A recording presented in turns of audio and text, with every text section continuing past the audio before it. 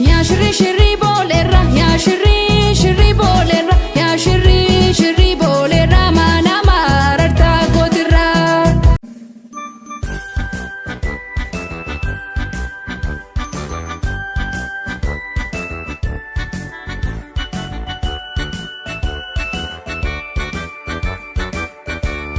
Zombie apocalypse.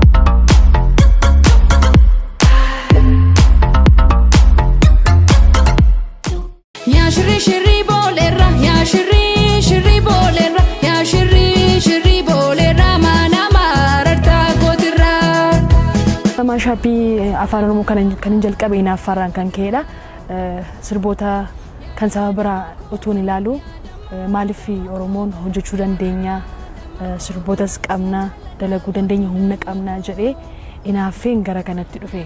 Ashama ani Hawwii Tamaam jedhama. Ijoollummaa makoorraa kee sirba hedduu nan jaalladha. Achumarraa dhufeen gara weellisummaa kanatti dhufe jechuudha. Sirbootiin maashaappii cover jechuun sirbootuma jiran sirboota 4-5 rukutaa tokko rakaanii sirbuu jechuudha. Viidiyoo gaariidhaan sagalee gaariidhaan dhiyeessuu jechuudha. Sirboota coverii afaan Oromoo irratti ishee jalqabaadha. Sirboota coverii lama hojjedheera. Sirboota inni hojjedhe sirboota durdurii, sirboota namoonni irraanfatan sana deebi'een maashaappii godhee yaadachiise jechuudha.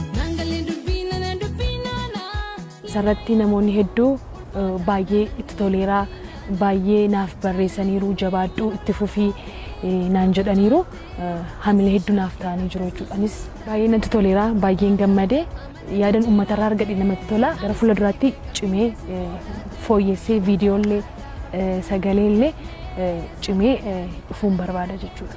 Yaala sallasee beessa, yaala sallasee beessa.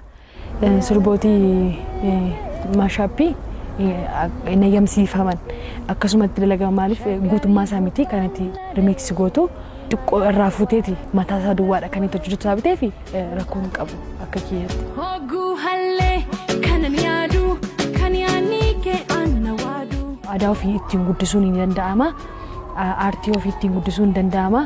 Viidiyoon amma hojjennu qulqullina qabaa, sagaleenis qulqullina qabaa, kan duraa irraa hadda isaa biteef kanaanis aartii guddisuun ni danda'ama. Kanaaf namoonni illee keessumaa weellistoonni ijoollee dubaraa gara kana akka isaan dhufan hojjetan cimanii immoo anarra fooyyessanii akka isaan hojjetan hedduun barbaada. Nama gubaa yaadni nama gubaa. Fuulduratti kaayyoon koo aartii Oromoo guddisuudha. Afaansaa duudhaasaa guddisuudha. Kana jechuun sirboota gaggaarii, sirboota ammayyaa akka Afrikaatti illee dorgomu hojjechuun fedha jechuudha.